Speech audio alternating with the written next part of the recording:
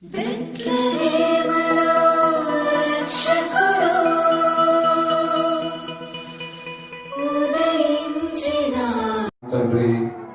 ఆమేన్. హల్లెలూయా హల్లెలూయా హల్లెలూయా. ప్రియ దేవుని సంగమా, క్రిస్మస్ మన జీవితాల్లో ఏమి తీసుకుని వచ్చిందంటే, క్రిస్మస్ మన జీవితాల్లోనికి ఏమి తీసుకొని వచ్చిందంటే సమాధానము. హల్లెలూయా. సమాధానము సమాధానం అని చెప్పడానికి చాలా సింపుల్గానే ఉంటుంది, కానీ నిజంగా సమాధానము అనుభవించేవారే చెప్పగలుగుతారు. హల్లెలూయా. చూడండి ప్రియమైన పిల్లరా, భూలోకంలో ఉన్న ప్రతి ఒక్క వ్యక్తిలో సమాధానం లేదు. హల్లెలూయా. సమాధానం లేనందున మనుషుడు అనేక విధాలుగా పతనమైపోతూ ఉన్నాడు, పాడైపోతూ ఉన్నాడు. నిజంగా ఆ సమాధానం లేని ఒక వ్యక్తిని అడిగితే చెప్తాడు తన జీవితంలో ఉన్న ఆ వేదన. సమాధానం లేని ఇంటిలోనికి వెళ్ళి అడిగితే చెప్తారు వారి ఇంటిలో ఉన్న నరకాన్ని.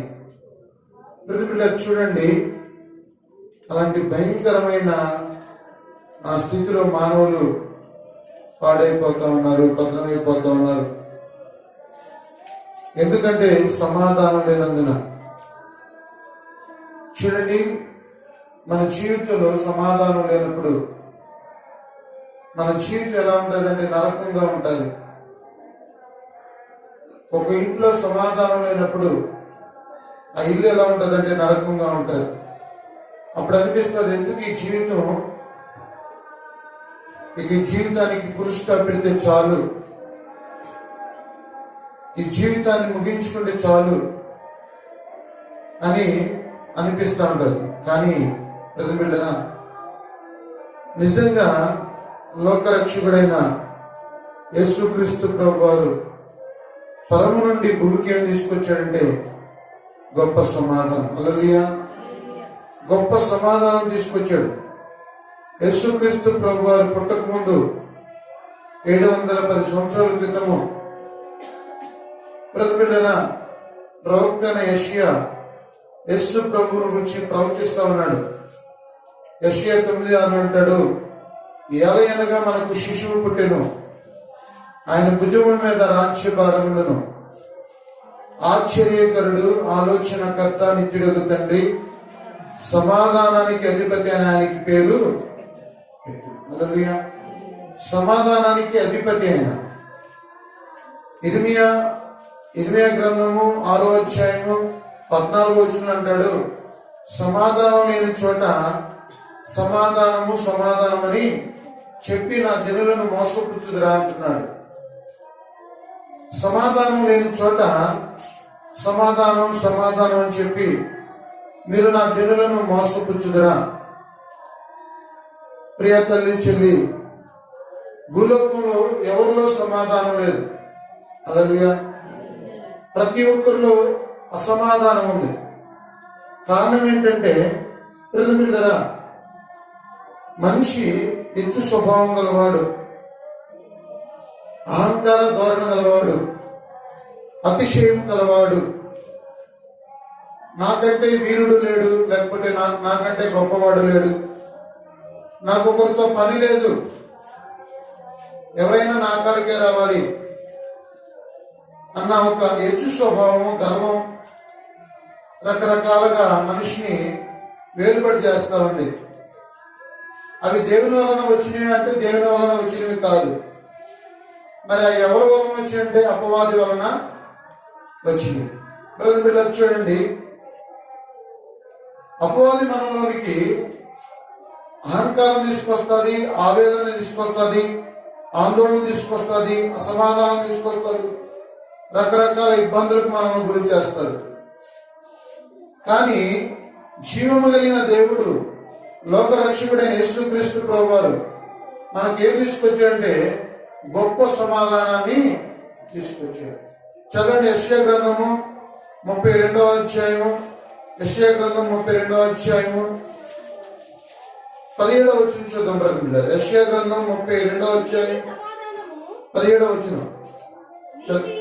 నీతి సమాధానము కలుగు చేయును.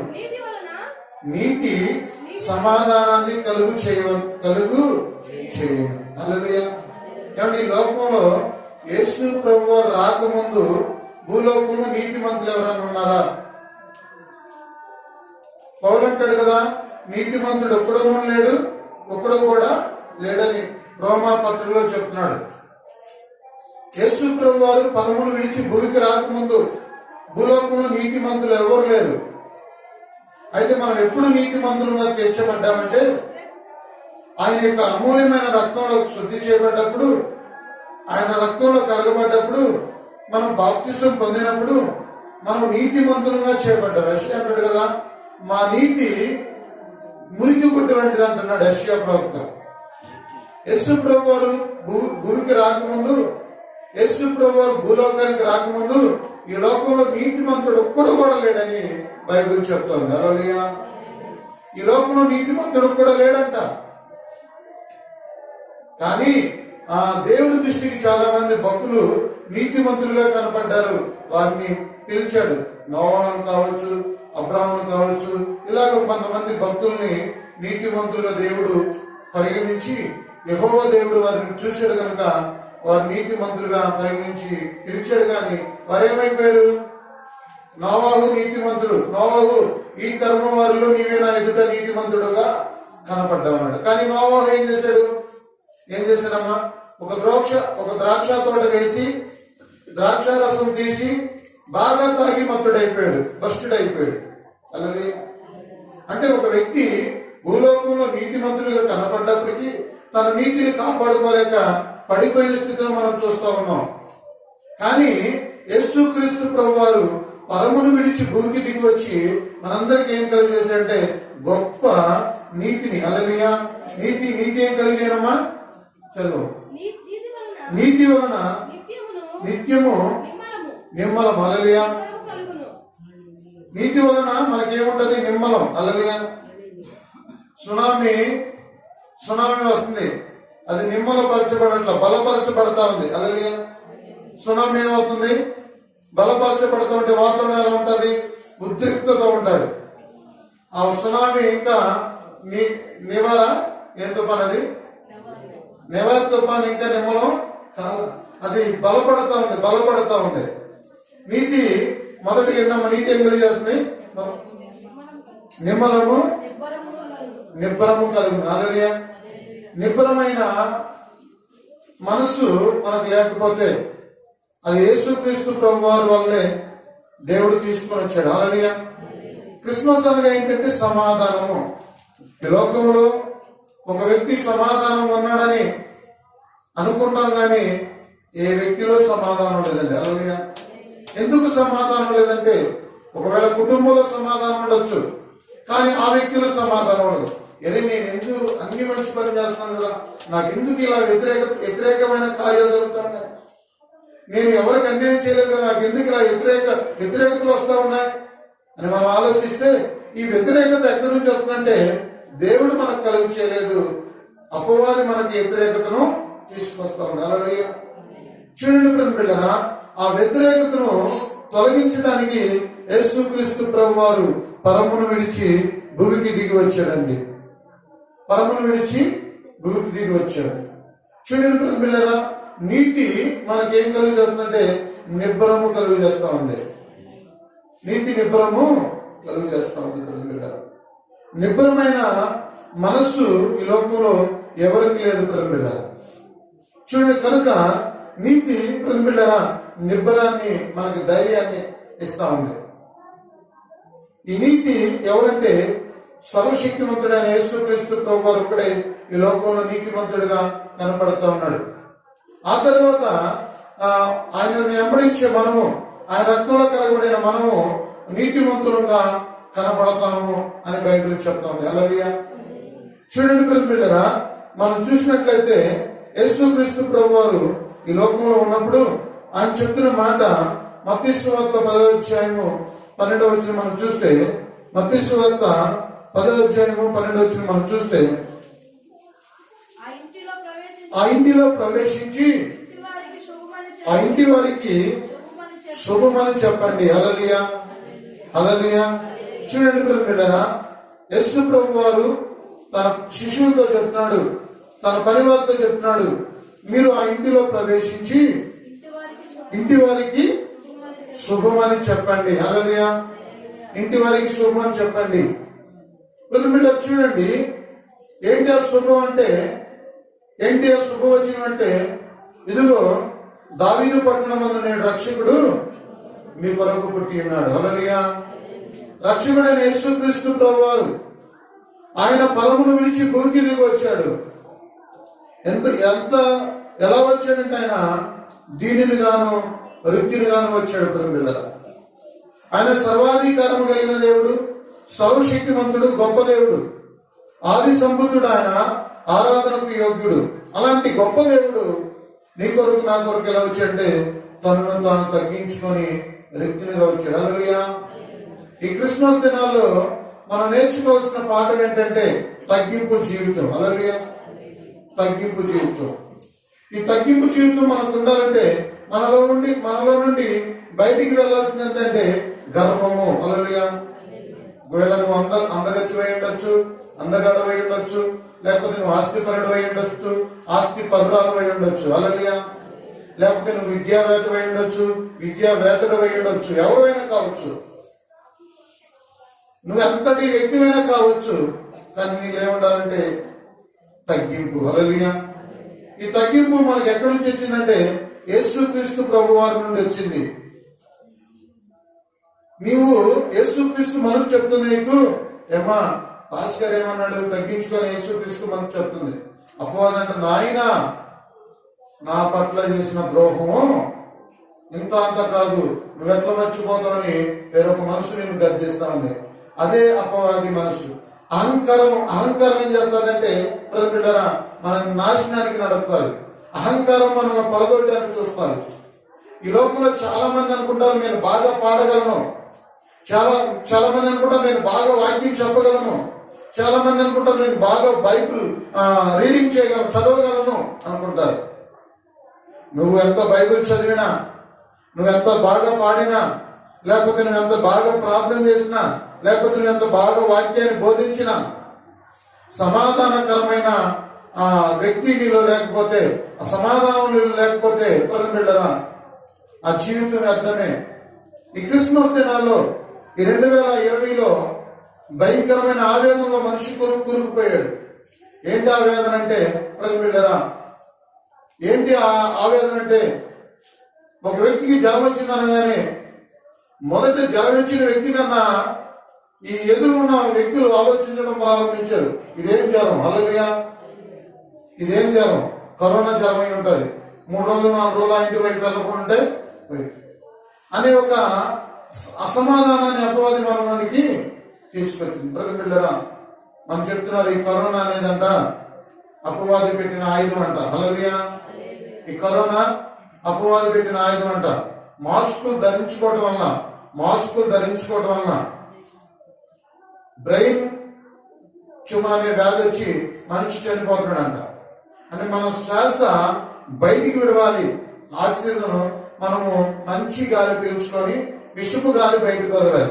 విషపు గాలి కనుక మనం ఏం చేస్తున్నాము, మాస్కులు ఊది మరల నోటి ద్వారా దాన్ని బ్రెయిన్కి అందిస్తా ఉన్నాం. ఆ బ్రెయిన్ ఏమైపోతుందంటే పాడైపోతుంది. కొద్ది కాలంలోనే మనిషి చనిపోవడానికి ఇది ఒక ప్రాముఖ్యమైన ఆయుధం అంట. అలాగే ఇది అపవాది కలిగి చేసిన దాడి. చూడండి, ఈ ఉదయకాల సమయంలో మనం ఆలోచిస్తే ఒక వ్యక్తికి జ్వరం వచ్చిందన్న, జలుబు వచ్చిందన్న ఆ ప్రాంతానికి వెళ్ళడానికి మనం ఆందోళన పడతా ఉన్నాం, అసమాధానంలో ఉన్నాం. కనుక బిడ్డలు చూడండి, యేసుక్రీస్తు ప్రభువు చెప్తున్నాడు, ప్రవక్త యెషయా ద్వారా చెప్తున్న మాట ఏంటంటే నీతి సమాధానాన్ని కలుగు చేస్తూ ఉంది. హల్లెలూయా. మొదటిగా నీతి ఏం చేస్తుంది? సమాధానాన్ని కలుగు చేస్తూ ఉంది. నీతి నిమ్మలమును కలిగజేస్తా ఉంది, లేకపోతే నిబ్బరమును కలిగజేస్తా ఉంది అని చెప్తా ఉన్నట్టు పిల్లల. అప్పుడు నా జనులు విశ్రమించు స్థలమందు ఆశ్రయ స్థానముల యందును శుభకరమైన నివాస స్థలములందు నివసించరు. హల్లెలూయా. చిన్న జనులు పిల్లల శుభకరమైన నివాసాల్లో నివసిస్తా ఉంటారని ప్రవక్త యెషయా చెప్తున్నాడు. ఈ లోకంలో మన నివాసము పిల్లల పాడైపోయింది. హల్లెలూయా. మన నివాసం పాడైపోయింది. ఏంటి మన నివాసం అంటే? ఏంటి మన నివాసం? మన దేహము పాడైపోయింది. హల్లెలూయా. ఈ దేహంలో రకరకాల రోగాలు ఉన్నాయి. ఈ దేహంలో పిల్లల ఏమనంటే రకరకాల ఆలోచనలు ఉన్నాయి. ఈ దేహము అనేక విధాలుగా మనల్ని ఏం చేస్తా ఉందంటే కృంగదీస్తా ఉంది. అలాగే ఈ దేహము, మట్టి దేహము మనల్ని ఏం చేస్తుందంటే కృంగదీస్తా ఉంది. అందుకని పౌలు మహాశయుడు చెప్తున్నాడు, ఆత్మ శరీరానికి, శరీరం ఆత్మకి విరోధముగా పనిచేస్తా ఉంది. హల్లెలూయా. ఆత్మ శరీరానికి, శరీరము ఆత్మకు విరోధముగా పనిచేస్తా ఉంది. కనుక పిల్లరా చూడండి, యేసుక్రీస్తు ప్రభువు చెప్తున్న మాట ఏంటంటే, నీకు శుభవచనం ఏంటంటే లోక రక్షకుడైన యేసుక్రీస్తు ప్రభువు పుట్టాడు. 2020 సంవత్సరం అనగా 2019 సంవత్సరాల క్రితము లోక రక్షకుడు పరమును విడిచి భూకి దిగి వచ్చాడండి. ఆయన పరమును విడిచి భూకి దిగి వచ్చి నీకు వస్తా తెచ్చాడు. గొప్ప బహుమానం ఏంటంటే సమాధానం. హల్లెలూయా. ధన్యతల్లో ఒక ధన్యత ఉంది. ధన్యతలో ఒక ధన్యత ఉంది. మత్తయి సువార్త 5వ అధ్యాయంలో బైబిల్ తీద్రా. మత్తయి సువార్త 5వ అధ్యాయము కొన్ని కంటక వాక్యాలు మనకు ఉండాలి. మత్తయి సువార్త 5వ అధ్యాయం 9వ వచనం అన్నాడు, సమాధాన పరచువారు ధన్యులు, వారు దేవుని కుమారులు అనబడదు. హల్లెలూయా. ఒక ఇద్దరు వ్యక్తుల మధ్యన సమాధానం లేదనుకో, ఆ వ్యక్తుల మధ్యన మనం కలిగేయాలి, సమాధానం కలిగేయాలి. హల్లెలూయా. అది క్రీస్తు మనస్సు, అది దేవుని యొక్క బిడ్డల యొక్క లక్షణాలు. ఇద్దరు వ్యక్తుల మధ్యన సమాధానం లేనప్పుడు ఆ వ్యక్తి మధ్యన కొన్ని ఎండిపోయిన పుల్లలేసి కొంత కిష్ణాలు పోసి అగ్గిపొల ముట్టిస్తే ఏమవుతుందంటే ఇంకా అది రగులుకుంటా ఉంటది. హల్లెలూయా. అందుకని యేసు ప్రభు అన్నాడు, సమాధాన పరచువారు ఎవరైతే భూలోకంలో సమాధానాన్ని కలిగజేస్తారో, ఇద్దరు వ్యక్తులకి సమాధానం లేనప్పుడు ఆ వ్యక్తుల మధ్యన సమాధానాన్ని కలిగజేయడానికి, ఇద్దరు వ్యక్తుల మధ్యన సమాధానాన్ని పుట్టించడానికి ఎవరైతే ప్రయత్నం చేస్తారో వారు దేవుని కుమారులు అనబడతారు. హల్లెలూయా. వారు దేవుని పిల్లలని పిలువబడతారు. క్రిస్మస్ మనకి ఏం తీసుకొచ్చిందంటే సమాధానము. ఈ లోకంలో ఎవరిలో సమాధానం లేదండి. ఏ వ్యక్తిలో సమాధానం లేదు. సమాధానం లేని స్థితిలో పిల్లరా ఇర్మియా 6:14 అన్నారు, సమాధానం చెప్పిన జనులను మీరు మోసపుచ్చొద్దు. సమాధానం లేని చోట సమాధానం అని చెప్పి నా జనులను మోసపుచ్చొద్దు అని యాజకులతో, కాపరులతో చెప్తున్నాడు దేవుడు. హల్లెలూయా. అక్కడ సమాధానం లేదు, కానీ మీరేం చెప్తారంటే సమాధానం అని చెప్తారు. అది కాదు, అది క్రీస్తు ప్రేమ కాదు.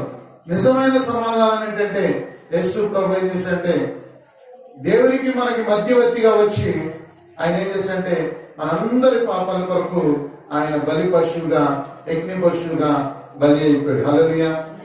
హల్లెలూయా. ఆదిలో నియమించబడిన గొర్రె పిల్ల, అనాదిలో నియమించబడిన గొర్రె పిల్ల, ఆదిలో నియమించబడిన గొర్రె పిల్ల, అనాదిలో నియమించబడిన గొర్రె పిల్ల, తండ్రి చిత్తమును నెరవేర్చుట కొరకై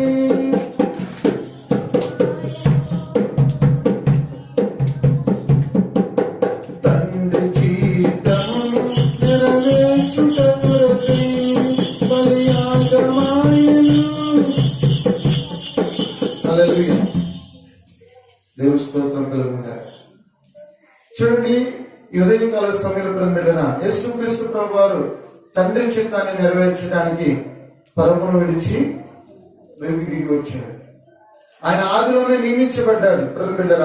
కనుక ఒకవేళ మన మధ్యన సమాధానం లేకపోతే సమాధానం పడదాం.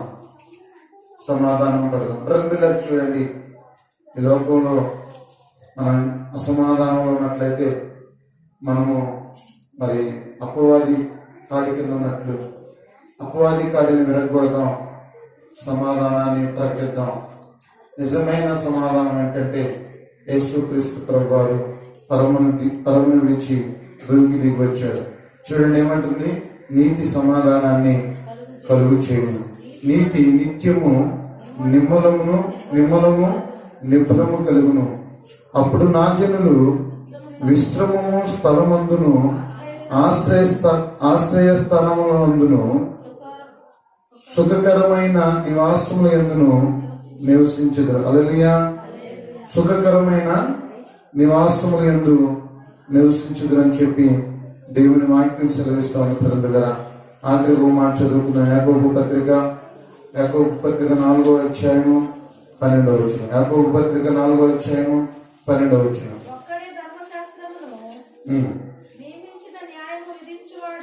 ఒక్కడే ధర్మశాస్త్రము నియమించి న్యాయమును విధించువాడు ఆయనే రక్షించుటకును నశింపచేయుటకును.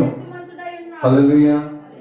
ఆయనే రక్షించడానికి నశింపచేయడానికి శక్తిమంతుడై ఉన్నాడు.